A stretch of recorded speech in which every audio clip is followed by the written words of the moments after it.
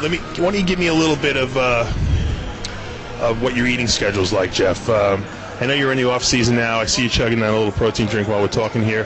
How many meals are you eating a day now, and how you structuring them? Every 2 hours, total of 9 meals a day. Basically, 6 meals are steak, 3 meals of chicken, and 1 meal's eggs. You're eating more than just the protein at those meals, right? Yeah. A lot of yams, baked potatoes, oats, any kind of carbohydrate I can get in my body to fill me up. Do you tend to grow easily, or are you a hard gainer? Hard gainer. And what about when you diet? Is that easy? No, it's even harder than when you're bulking up. So you have trouble putting muscle on, you have trouble losing fat? No, I wouldn't say necessarily losing fat. Just dieting down and holding my size. I got you. Same question to you, Chris. How many meals are you eating right now, approximately, and how you structuring? Right now, I eat pretty clean all the way through even during the off season. I know some guys like to cheat a little bit, enjoy the off season a little bit more, but I tend to have a hard time holding my condition if I go off of a clean diet. I also found last year we were experimenting with some different carb strategies, and I found my body's a little more sensitive to higher glycemic carbs. So this year I'm sticking a little bit more towards the yams, the rice cakes, the oats, and kind of only using the white potato and the white rice sporadically. I heard Jeff said something about pizza. And pizza, but that's I can neither confirm nor deny that. Well, what kind of rice cakes? Because rice cakes are pretty high glycemic. Just regular brown Quaker, just unsalted, plain, boring rice cakes with a little bit of peanut butter on it to spice it up. Gotcha. Now, what would you consider a cheat meal? I think Jeff already told us, but what? Cheat meal, actually, we go out usually after Friday night. Maybe we'll go to Outback and get a baked potato, or maybe if I do order the sweet potato, I might forget to ask them to order it dry. Maybe they might accidentally sprinkle some brown sugar or something on there. But that, and we'll get a steak, but nothing too crazy. What's your idea of a cheat meal there, Jeff? If we can keep this off the record, a couple cheeseburgers, pizza. No, basically what Chris said.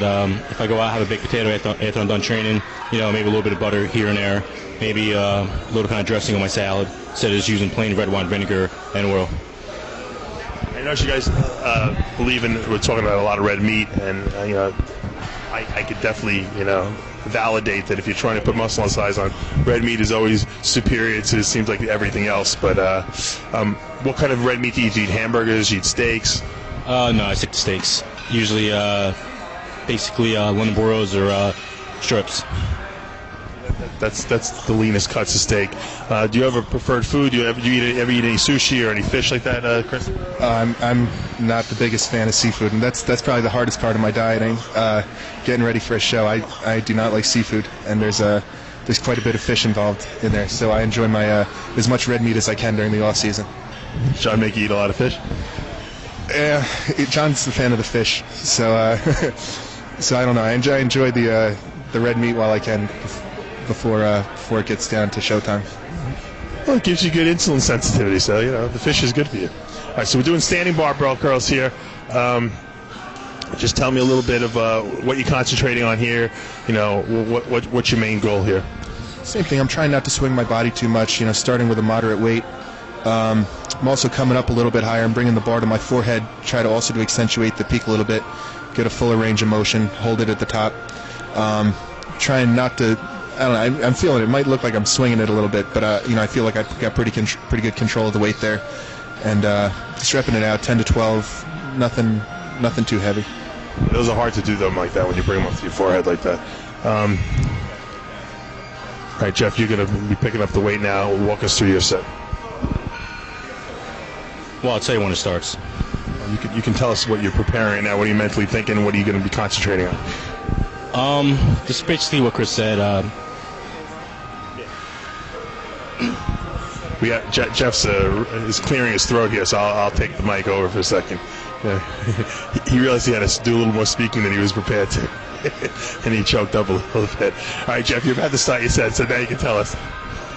Like I said before, basically like what Chris said, just concentrating on not swinging and pulling the bar up this high. But if you see differently, when I do my curls, I kind of tend to bend over, like swing a little bit to cheat with the weight. to kind of go for growth because my off season now. See, but what people don't realize is, and sometimes it's a problem to say that you're cheating because, then you get these beginners watching this and they come in here and they start cheating thinking that they can do the same weight as you can.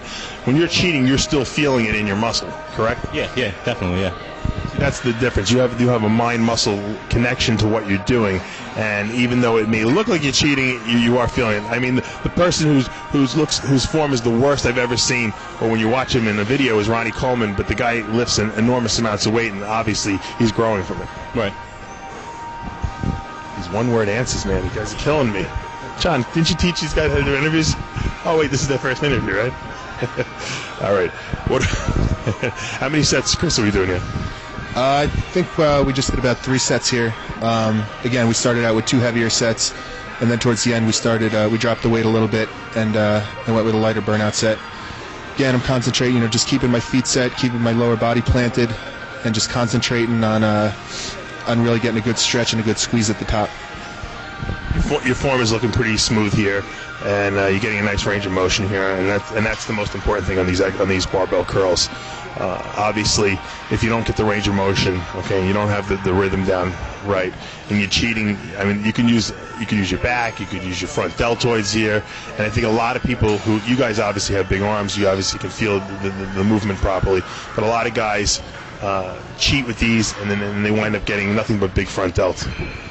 Yeah, I get the same thing. I mean, I normally don't have too much problems. My delts are one of my stronger muscles, so it's another reason that I really concentrate on taking it slow and keeping good form doing buys.